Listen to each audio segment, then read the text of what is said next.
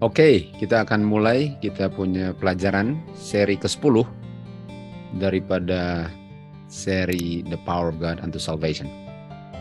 Oke, kita mulai di Kejadian 9 ayat 11. Tuhan bilang kepada Nuh, aku akan establish, aku punya covenant. Jadi Tuhan mau establish dia punya covenant. Dan covenantnya ialah nggak ada makhluk hidup di bumi ini akan dibinasakan oleh air banjir atau air bah di zaman Nuh. Nah, manusia akan tetap ada yang dibinasakan, tapi bukan dengan air banjir atau air bah seperti di zaman Nuh. Dan bumi ini pun tidak akan dibinasakan oleh flood atau air banjir ya.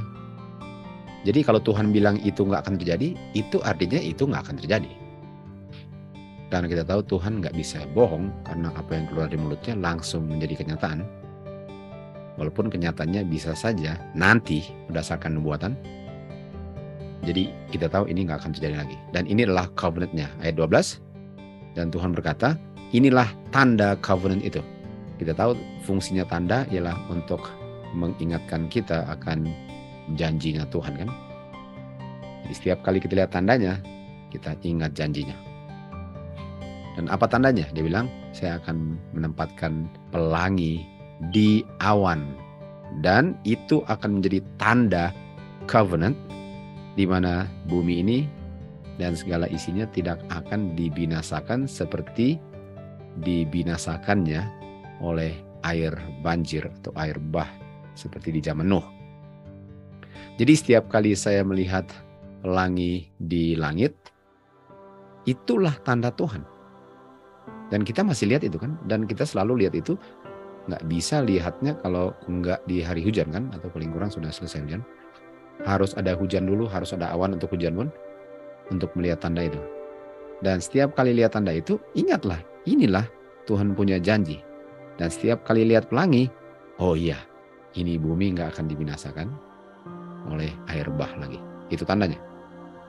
Ayat 14. Dan saya akan membuat awan di langit, dan pelangi akan terlihat di awan itu. Dan waktu itu terjadi, Tuhan bilang, saya akan ingat saya punya covenant. Nah, ini bukan berarti bahwa Tuhan tanpa lihat pelangi dia lupa ya. Kita ngerti maksudnya kan?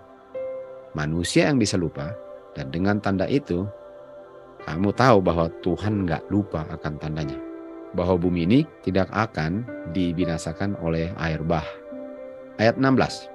Dan pelangi itu akan kamu lihat di awan. Dan saya akan melihat pelangi itu. Tuhan bilang, dan saya akan ingat janji kekal itu antara Tuhan dan semua makhluk hidup di atas bumi ini. Jadi kalau kita lihat pelangi, jangan lupa untuk ingat kenapa ada pelanginya. Jadi pertanyaannya, apakah itu pelangi hanya sebagai tanda bahwa bumi ini tidak akan dibinasakan oleh air bah sebagaimana dunia ini dibinasakan di zaman Nuh? Apakah cuma itu tandanya? Atau apakah itu tanda yang menunjuk kepada tanda spiritual? Nah, kita sudah tahu, udah pasti ada tanda spiritualnya. Karena semua yang kita lihat yang natural selalu itu mengajarkan kita tentang hal-hal yang spiritual kan. Jadi itulah tanda naturalnya. Di Wahyu 4 ayat 2 dikatakan, Yohanes waktu dibawa di dalam spirit, dia melihat tahta di surga. Dia melihat tahta. Dan ada yang duduk di tahta itu. Kita tahu siapa yang duduk situ kan. Dan dia yang duduk itu seperti jasper dan seperti batu permata sardine ya. Dan apa di tahtanya? Ada pelangi yang mengelilingi atau melingkari dia punya tahta. Jadi kita bisa lihat ada pelangi di tahta Bapa. Jadi setiap kali saya lihat pelangi, bukan hanya saya ingat akan janji bahwa bumi ini nggak akan dibinasakan oleh air bah, tetapi saya pun harus melihat ke tahta Bapa karena di situ ada pelangi juga. Jadi pelangi yang saya lihat itu harus membuat saya bisa melihat tahta Bapa. Dan kata roundabout itu mengelilingi. Di Yehezkiel 1 ayat 6 di atas firmament, di atas kepala ada tahta. Dan appearance-nya kelihatannya seperti batu sapphire. Dan kelihatan di tahta itu seperti ada oknum yang duduk di atas tahtanya. Jangan lupa di tahta ada apa? Ada pelangi yang mengelilingi atau melingkarinya. Lalu kita lanjut ayat 27, Yeskiel 1:27. Dan warnanya amber. Amber itu kayak warna api ya. Dan kelihatannya seperti api roundabout. Kan tadi roundabout melingkari di dalamnya. Dan dari dia punya pinggang ke atas seperti api dan berkilauan mengelilingi dia. Oke, kita tahu yang mengelilingi dia tadi apa? Rainbow atau pelangi. Dan kelihatannya seperti pelangi yang berada di atas atau di awan di hari hujan. Ini dia. Jadi Yeskiel juga melihat sama dengan Yohanes di Pulau Patmos kan. Sehingga munculnya sangat berkilauan yang mengelilingi dia. Nah, artinya ini ada terang yang kelihatannya seperti pelangi. Jadi di mana ada rainbow atau pelangi dan awan, dibilang apa? Dan appearance-nya seperti the glory of the Lord, kemuliaan Bapa. Nah, jadi di mana ada awan dan ada hujan dan ada pelangi, kita bisa melihat kemuliaan Bapa. Jangan lupa itu hubungannya. Jadi hubungan pelangi sama dengan kemuliaan Bapa. Jadi waktu Bapa menempatkan dia punya pelangi di awan, dia taruh dia punya kemuliaan yang mengelilingi dia punya tahta. Jadi waktu saya lihat itu pelangi, yang saya perlu pikir apa? Kemuliaan Bapa. Kemuliaan Bapa. Artinya kemuliaan Bapa lah tandanya bahwa bumi ini nggak akan dibinasakan oleh banjir. Kemuliaan Bapa lah tandanya, betul? Bahwa bumi ini nggak akan mengalami air bah untuk kedua kalinya. Di Keluaran 24 ayat 16, ini dia. Kemuliaan Bapa berdiam di Bukit Sinai. Dan untuk 6 hari, awan menyelubungi gunung itu. Dan hari ke-7 baru dia panggil Musa ke tengah awan. Jadi setiap kali saya lihat awan, itu sama dengan kemuliaan. Dan di mana ada awan, ada hujan, ada pelangi. Jadi kemuliaan Bapa ini kan. Nah di Titus 1 ayat 2, God nggak bisa bohong.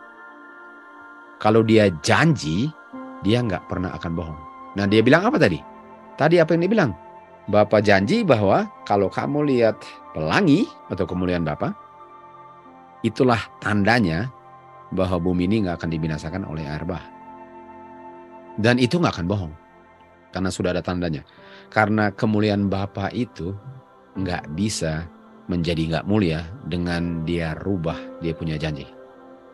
Oleh sebab itu Bapa nggak pernah bisa bohong. Karena sekali keluar dari mulutnya, nggak bisa nggak demikian. Nah kita tahu di 2 Petrus 1:9 dikatakan apa? We have also a more sure word. Artinya kalau Bapa punya janji pasti, dia punya nubuatan pasti, a more sure word prophecy. Jadi kalau Bapa bilang sesuatu itu bisa berlaku sekarang, bisa berlaku nanti, bisa sesuatu yang trigger dia untuk terjadi atau akan digenapi pada waktunya. Namanya Bapa sudah berfirman, kapan saja dia maksudkan itu terjadinya akan terjadi. Di Yesaya 1 ayat 10, firman yang pasti yang gak bisa bohong, janji Tuhan bahwa itu sama dengan dia punya kemuliaan. Firman Tuhan itu adalah dia punya hukum. Artinya hukum Tuhan itu mulia.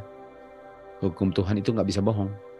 Makanya di Roma 8 ayat 3 dia bilang, saya gak pernah bisa bilang orang ini righteous kalau dia gak righteous. Biar disogok pun dia bilang apa? Kamu gak righteous karena kamu gak righteous.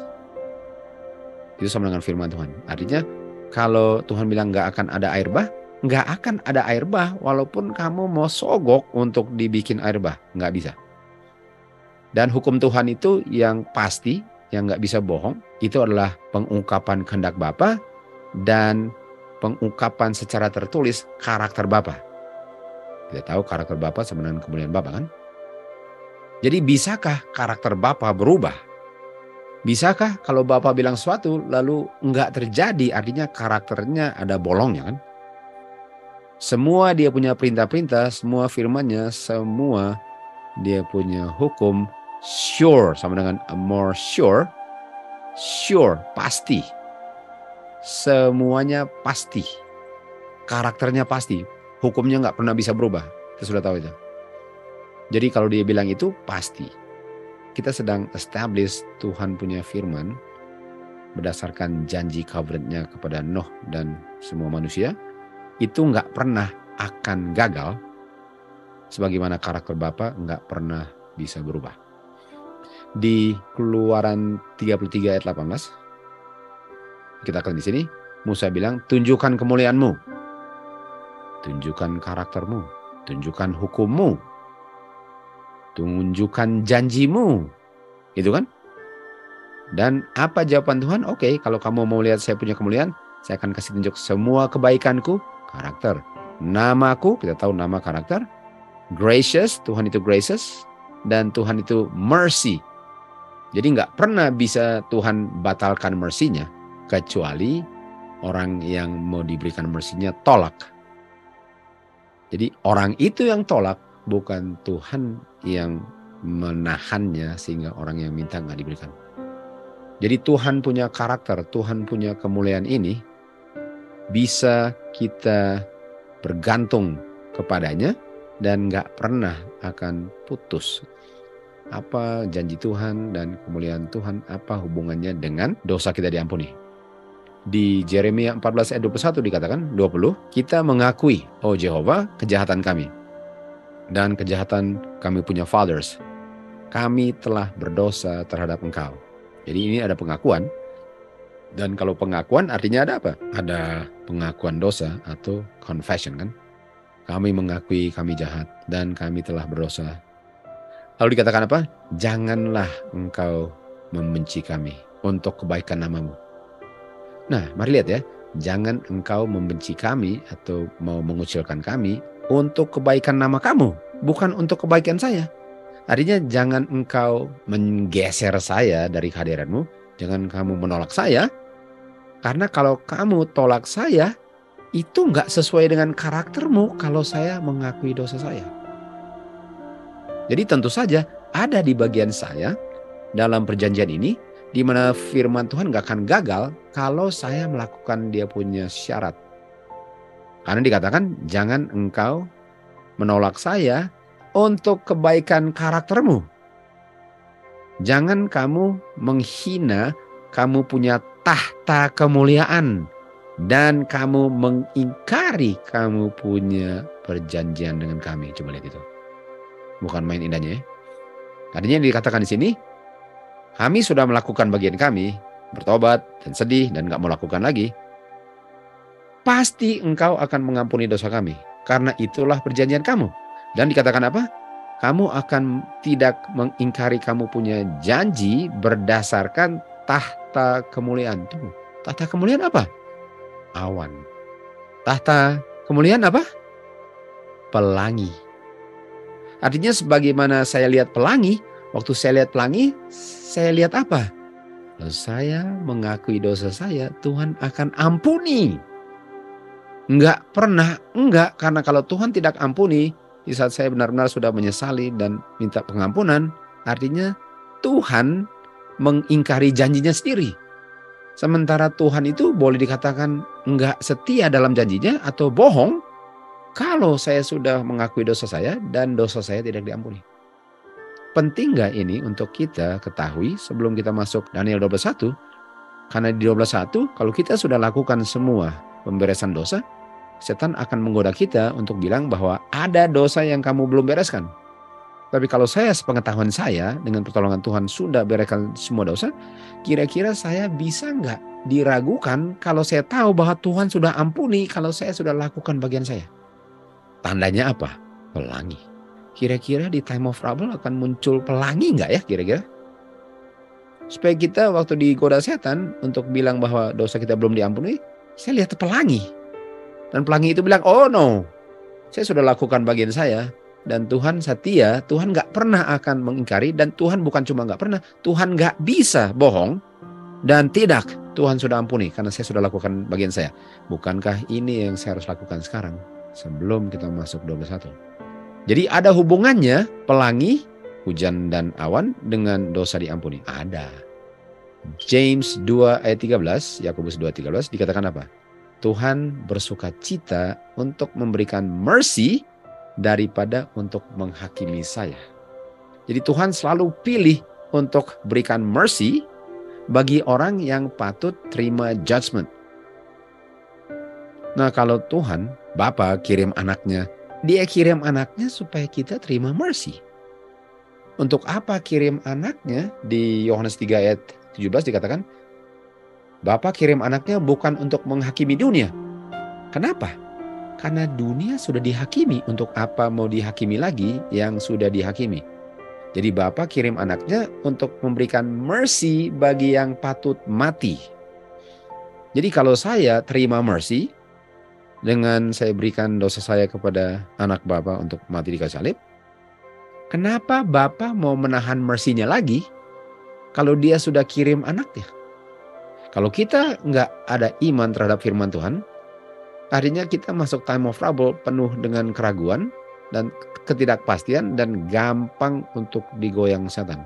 Jadi nggak hanya Tuhan janji nggak akan ada banjir lagi, tapi Tuhan pun memberikan kepastian bahwa Tuhan punya mercy atau dia punya pelangi yang melingkari dia punya tahta itu adalah tanda yang saya lihat waktu lihat pelangi bahwa Tuhan akan ampuni dosa saya. Kalau saya benar-benar mengakui dan menyesalinya dan bertekad dengan kuasa Tuhan tidak mau melakukannya lagi.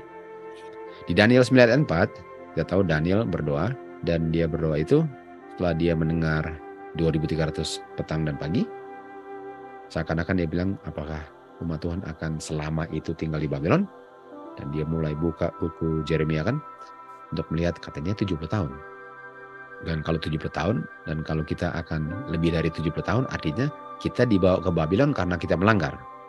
Artinya kalau kita lebih dari 70 tahun, apakah karena kita belum bertobat? Bisa saja diperpanjang karena belum bertobat. Karena apa gunanya untuk kirim ke Babylon karena melanggar, lalu kembali masih melanggar? Ini dia punya reason kan? Dan ini sangat reasonable. Dan dia mulai berdoa, oh Tuhan, yang selalu memenuhi janjinya. Dan mercy, tunggu, dia sedang bicara tentang tahta Bapa. Dia sedang bicara covenant, perjanjian, dia sedang sentuh mercy. Dia punya apa? Dia punya pelangi. Kepada mereka yang mencintai dia. Jadi engkau selalu tidak akan mengingkari janji dan mercy-mu kepada mereka yang mencintai engkau. Dan kepada mereka yang memelihara hukum-hukumnya. Daniel nggak bilang gini, Bapak, kan Bapak bilang Bapak akan tidak mengingkari janji dan akan berkemurahan walaupun kita berdosa terus. Dia nggak bilang begitu. Itu tidak memenuhi syarat. Saya nggak bisa minta sesuatu kalau syaratnya tidak dipenuhi. Itu pasti nggak dijawab. Tapi kalau saya lakukan sesuatu berdasarkan syarat dipenuhi, nggak bisa, itu nggak dijawab. Pelangi buktinya. Daniel 9 ayat 5, kami telah berdosa. Mengaku, harus mengaku dulu, betul? Harus mengaku dan nggak mau melanggar lagi. Kami telah berdosa. Kami telah melakukan kejahatan. Kami telah melakukan hal-hal yang tidak pantas di hadapan-Mu. Kami telah berontak, kami telah meninggalkan prinsip dan kamu punya judgment atau statutes kan. Kami sudah melanggar hukum Musa yang adalah hukum Tuhan. Ayat 9, Tuhanlah yang memiliki kemurahan dan pengampunan walaupun kita telah berontak. Dengan catatan, jangan masih berontak. Tuhanlah yang memiliki mercy dan pengampunan. Aduh, indah sekali ini. Jadi kalau saya kenal karakter Bapak, saya nggak pernah akan digoyang setan untuk diragukan apakah Bapa mengasihi saya karena I have the knowledge of God. Apa yang dibilang di Yohanes 17 ayat 3? Eternal life adalah kenal Bapa dan anak. Kalau saya nggak kenal Bapa dan anak, saya nggak akan dapat kehidupan kekal. Kenapa? Karena saya akan diputar balikan oleh setan dan bisa diputar balikan oleh setan itu karena saya nggak mengenal karakter Bapa sebenarnya. Penting sekali untuk kita tahu Bapa seperti apa dan kita hidup sesuai dengan apa yang kita kenal. Setan will have nothing in God's people. Nothing. Di Daniel 9 ayat 18 dikatakan apa? For we do not present our supplication. Kita nggak memberi permohonan kepada kamu karena kami punya kebaikan. Jadi saya nggak minta permohonan dari Engkau, oh Tuhan, karena perbuatan baik kita. No. Karena kalau itu ya udah pasti nggak dijawab, nggak ada kebaikannya kan. Tetapi kami berani untuk memohon kepada Engkau karena Engkau punya kemurahan yang berlimpah-limpah. Aduh, wow. Jadi saya nggak ada salahnya untuk minta sesuatu yang berdasarkan kebenaran karena saya memenuhi syarat dan saya harap untuk menerimanya. Karena Tuhan nggak pernah bisa bohong. Ayat 19. Oh Tuhan dengarlah, oh Tuhan ampunilah. Nah kalau sudah diampuni sudah beres kan? Nggak bisa saya tidak bertobat. Tidak bisa saya tidak mengakui dosa. Lalu saya minta mercy. Nggak bisa. Oleh sebab itu dengarlah. Jangan menunda. Bayangkan. Jangan menunda. Berani sekali bahasanya. Kenapa nggak berani kalau ini sesuai dengan dia punya protokol, betul?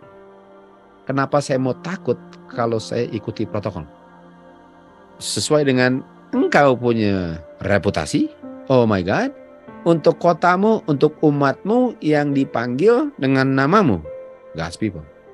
Jadi ini untuk kebaikan kamu.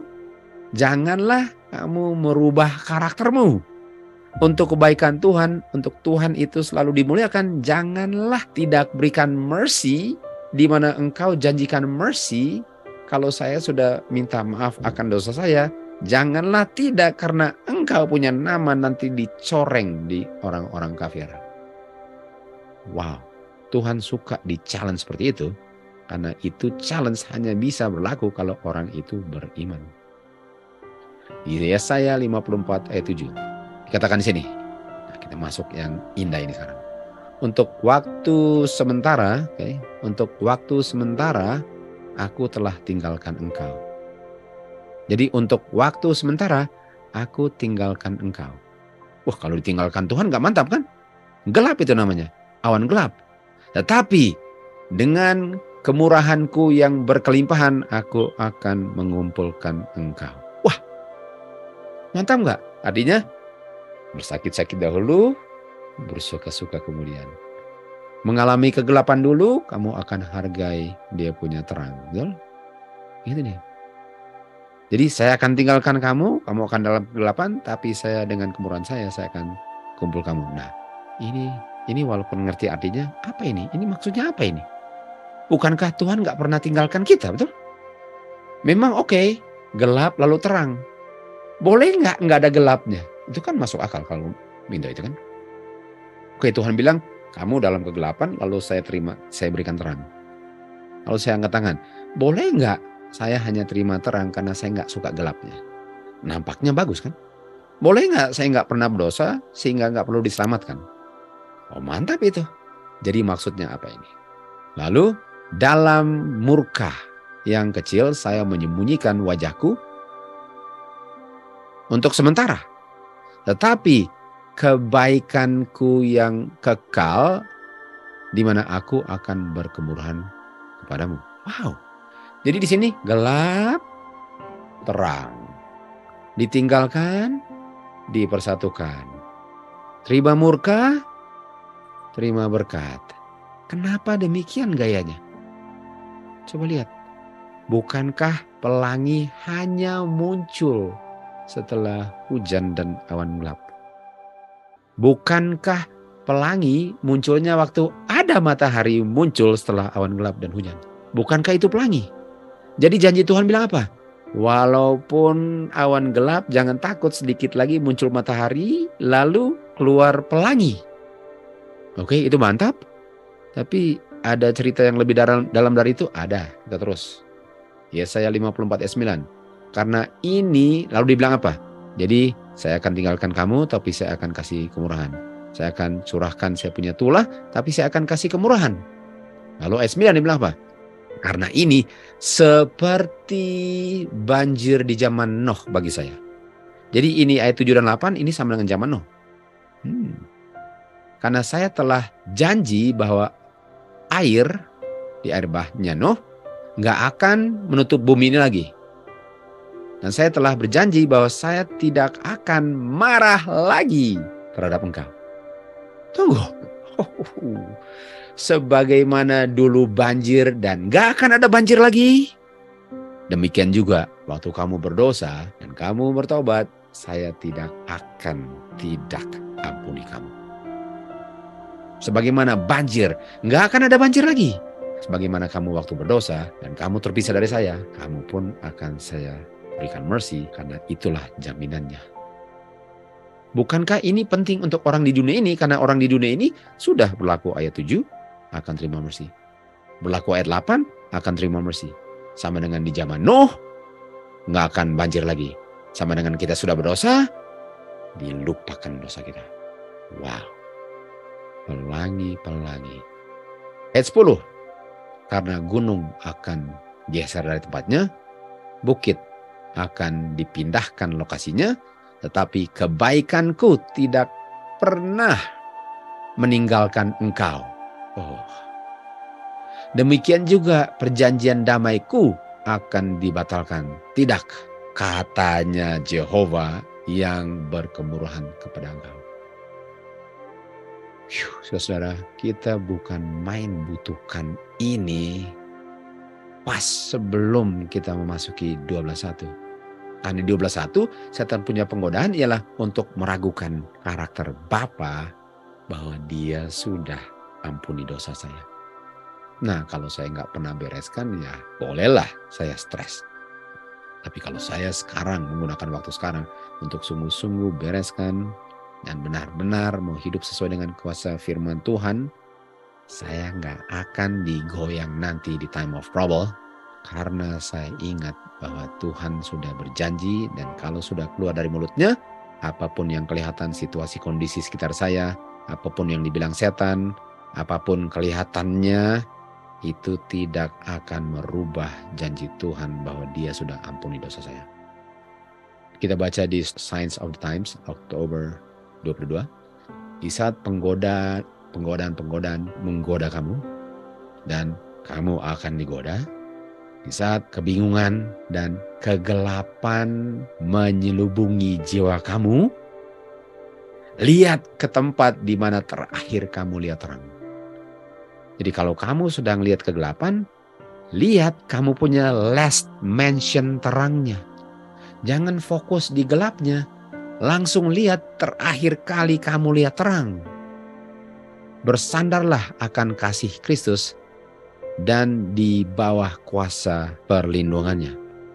Karena di dalam dia punya perlindungan, kamu akan temukan peristirahatan dan damai dari badai yang sedang menimpa jiwa kamu. Di saat dosa sedang bergumul untuk menguasai isi hati manusia, kita bukan main taunya itu. Hanya di dunia ini tahu apa artinya itu. Di semesta alam nggak tahu apa artinya untuk dosa struggle dalam hati manusia. Cuma kita yang di dunia ini tahu apa artinya. Kalau dosa sudah merengek untuk dilayani, di saat rasa bersalah sedang menindas jiwa saya dan membebani saya punya hati nurani, di saat awan ketidakpercayaan sedang menyelubungi pikiran saya, ingat Kristus punya grace yang cukup untuk menaklukkan dosa dan menggeser awan kegelapan itu. Dan waktu dibilang ingat itu, jangan lupa untuk ingat itu di time of trouble, khususnya sekarang sebelum time of trouble itu. Jadi kalau saya sudah biasakan waktu menghadapi awan kegelapan, saya selalu lihat ke terang. Saya nggak mau fokus di gelapnya, saya lihat ke terangnya. Saya selalu diingatkan bahwa janji Tuhan bukan seperti yang dianjurkan setan. Tapi kalau saya fokus gelapnya, saya lupa janji Tuhan karena saya nggak mau lihat janji Tuhan. Saya hanya mau fokus dalam kegelapannya. Di situ setan will have something in you. Tuhan Yesus, Juru Selamat yang mengampuni dosa, adalah perantara kita di surga Dan dia memerintahkan kita untuk bangkit dan bersinar. Karena kemuliaan Bapa telah bersinar dan terbit di dalam hatimu. Jadi di saat kegelapan, di saat keraguan, di saat kebingungan, pikirkan janji Tuhan. Pikirkan janji Tuhan. Karena kegelapan itu mau membuat saya lupa janji Tuhan. Karena sudah diselubungi dengan kegelapan, yang saya fokus hanya kegelapan sehingga saya lupa janji Tuhan. Bahwa ini Tuhan sudah bilang, gak akan ada air bah lagi. Dosamu sudah diampuni. Jadi walaupun Tuhan izinkan kegelapan, itu gak perlu mempengaruhi umat Tuhan yang hidup berdasarkan setiap firman janji Tuhan yang keluar dari mulutnya. Awan-awan kegelapan yang menghantui bumi ini bisa menjadi sumber penghiburan bagi yang mengerti karakter Bapa. Sementara awan-awan kegelapan yang menyelubungi bumi ini bisa menjadi kutukan bagi yang enggak kenal karakter Bapa. 2 Petrus 1 ayat 19. Firman Tuhan yang pasti yang dinubuatkan adalah terang yang menyinari tempat yang gelap. Kenapa ada terang di tempat gelap? Karena umat Tuhan ingat firman nubuatan Tuhan yang pasti. A more sure word of prophecy. Sampai jam 12 siang di mana matahari terbit di dalam hatimu, dalam pikiran kamu. Arise and shine. Jadi kenapa terang bisa bersinar di tempat gelap? Karena saya ingat janji Tuhan. Janji Tuhan itulah terang di dalam kegelapan. Itulah yang memberikan pengharapan, damai, dan ketenangan jiwa walaupun di tengah kegelapan sekalipun. Awan di hari kedua, hujan, dan pelangi. Kemuliaan Tuhan tidak pernah bisa bohong. Tuhan bisa menggunakan hanya cara-cara yang sesuai dengan kebenaran dan yang benar. Setan bisa gunakan apa yang Tuhan tidak bisa gunakan, yaitu flattery, kayak puji-pujian tujuannya untuk menjatuhkan, dan tipuan. Setan bisa gunakan sesuatu yang Tuhan nggak bisa gunakan. Tuhan hanya bisa gunakan yang benar, setan bisa gunakan yang benar sedikit dicampur yang salah. Dia telah berusaha untuk memalsukan firman Tuhan dan menyalah mengertikan rencana daripada pemerintahan Bapa di surga. Dan dia katakan bahwa Bapa itu tidak adil dengan membuat hukum terhadap malaikat-malaikat. Di mana Bapa menuntut malaikat untuk tunduk dan menurut sebagai makhluk ciptaannya. Setan sebenarnya sedang mau meninggikan dirinya di atas hukum. Adalah sangat penting untuk Bapa mendemonstrasikan untuk seluruh semesta alam dan semua dunia-dunia yang diciptakan bahwa pemerintahan Bapa itu adil dan hukumnya sempurna. Setan telah membuat munculnya itu karakter Bapa seakan-akan setan sedang melakukan sesuatu untuk kebaikan semesta alam. Jadi setan punya cara adalah saya buat ini untuk kebaikan semesta alam. Karakter daripada penipu ini dan tujuan utamanya harus dimengerti semua orang. Dan untuk semua orang bisa mengerti karakter setan, setan harus diberikan waktu untuk mengungkapkan buah-buahnya. Perseteruan yang telah terjadi di surga, di mana setan menuduh pemerintahan Bapa. Semua kejahatan dia tunjukkan adalah hasil daripada administrasi ilahi. Dia bilang dia punya tujuan untuk memperbaiki statutes-nya Jehovah, karakternya Jehovah. Dia bilang dia mau perbaiki. Oleh sebab itu, Bapa izinkan setan untuk mendemonstrasikan karakter daripada tuduhannya itu untuk menunjukkan apa sih tujuan dia dengan mau merubah hukum Bapa. Pekerjaan setan lah yang akan membuktikan kesalahannya. Setan bilang, dari awalnya dia nggak ada tujuan untuk berontak. Seluruh semesta alam harus melihat topengnya setan dibuka.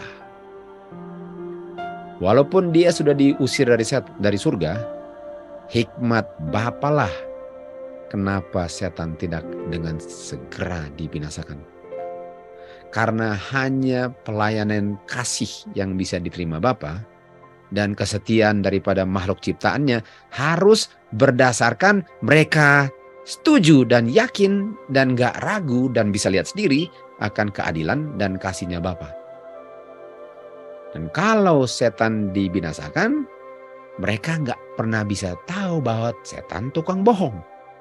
Dan karena mereka gak pernah tahu itu, ada selalu unsur dalam hati mereka yang berpikir bahwa bisa saja setan benar, tapi kita nggak pernah tahu karena Tuhan sudah singkirkan dia. Itu sebabnya sampai detik ini setan masih hidup. Karena masih ada yang ragu akan karakter Bapa sesuai dengan tuduhan setan.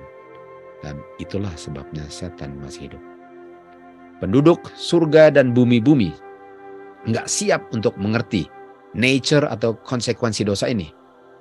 Mereka tidak bisa melihat keadilan Tuhan kalau setan dibinasakan. Kalau dia dengan segera ditiadakan dari semesta alam, ada yang melayani Tuhan berdasarkan takut dan bukan berdasarkan kasih. Pengaruh penipu ini nggak akan bisa dimusnahkan dengan tuntas kalau penipunya sudah dimusnahkan tanpa dilihat dengan matang-matang tipuannya. Dan roh pemberontakan di surga nggak bisa dituntaskan. Untuk kebaikan semesta alam, untuk selama-lamanya, dia harus diizinkan hidup untuk dia develop prinsip-prinsip karakternya. Agar tuduhannya terhadap pemerintahan ilahi bisa kelihatan dalam kebenarannya oleh semua makhluk yang diciptakan. Dan waktu semua sudah melihat bahwa betul tuduhan setan salah dan Bapa nggak salah untuk membuat hukum, Bapa itu kasih. Karena setan telah menunjukkan karakter aslinya karena dia nggak dibunuh, barulah seluruh semesta alam bisa bilang Bapa itu adil dan mercy.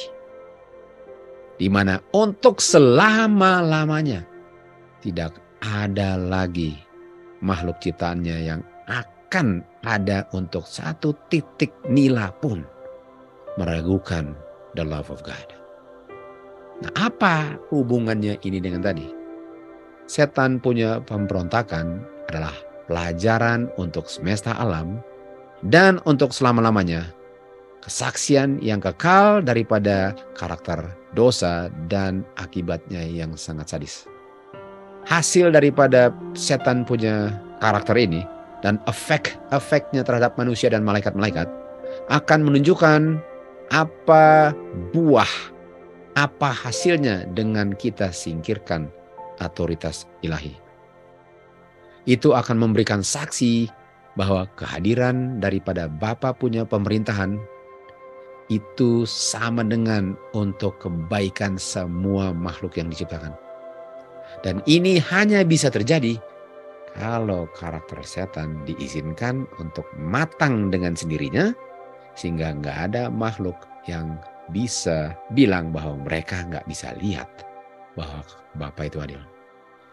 Demikianlah sejarah daripada pengalaman yang sangat tidak nyaman dalam pemberontakan ini bisa menjadi peringatan dan pagar untuk semua makhluk ciptaan yang kudus, sehingga tidak pernah akan ada lagi dosa di dunia atau semesta alam, dan gak ada lagi yang mau berdosa lagi dan harus mati gara-gara upah dosa. Jadi apa yang terjadi? Kita bisa lihat bahwa Bapa izinkan awan kegelapan menutupi Bapa punya tahta. Artinya Bapa dituduh dan ada malaikat yang memang nggak bisa jawab apakah setan benar atau enggak. Itu namanya awan gelap menyelubungi tahta Bapa. Tetapi walaupun tahta Bapa diselubungi dengan tuduhan setan yang dilambangkan awan gelap, ada pelangi yang menyinari tahta Bapa. Pelangi itulah kita punya pegangan sekarang sampai selama-lamanya. Di mana kita nggak pernah akan meragukan akan kasih keadilan Bapa forever. Dia yang memerintah di surga dan dia yang bisa melihat awal sampai akhirnya. Dia yang mengetahui misteri yang lampau dan yang belum terjadi, seperti jendela yang terbuka lebar. Lebih lebar daripada penderitaan dan kegelapan dan kebinasan yang telah dihasilkan oleh dosa. Bisa melihat hasil daripada semua ini adalah love dengan blessing.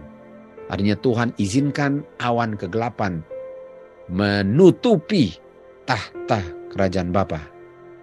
Lalu Bapa bilang apa? Tunggu tanggal main. Karena satu kali kelak hujan akan berhenti, awan akan hilang, dan pelangi akan terbit di sekitar tahtanya. Kita baca di Mazmur 97 ayat 2. Walaupun awan dan kegelapan mengelilingi tahtanya, tuduhan setan, perang di surga. Sampai detik ini masih ada yang melihat kegelapan di tahta Bapa. Tetapi righteousness dan judgment adalah fondasi tahta Bapa. Sehingga sebagaimana ada air bah, tapi nggak pernah akan ada air bah lagi. Sebagaimana ada orang berdosa, tapi dosanya diampuni. Tuduhan setan pun akan lenyap di saat pelangi muncul di sekeliling tahta Bapa. Gelap lalu terang. Gelap lalu apa? Let there be light. Inilah pelajaran yang sangat penting saudara-saudara untuk kita. Sebelum kita memasuki masa yang paling gawat nanti. Dan inilah penduduk semesta alam. Yang setia dan yang tidak setia akan satu kali kelak mengerti. Walaupun yang gak setia sudah terlambat mengertinya. Bahwa pekerjaan Bapa sempurna. Semua cara Bapa adalah judgment. Bapa itu benar tanpa kesalahan. Bapa itu adil dan Bapa itu right. Di saat seluruh ciptaan sejak Adam sampai orang terakhir mengelilingi kota Yerusalem. Dan ada yang di dalam Yerusalem, semua akan melihat tahta dan mereka akan bilang, Bapa benar. Setan pun akan bilang apa? Saya melihat pelangi. Saya tidak bisa lihat awan gelap lagi. Pelangi sudah lenyap. Dan di saat itulah baru setan dibinasakan. Semoga pelajaran yang singkat ini menjadi bekal yang akan menuntun kita masuk melewati pintu gerbang surga dan bisa sembah Bapa di mana tahtanya akan dikelilingi oleh janji covenant-nya untuk selama-lamanya.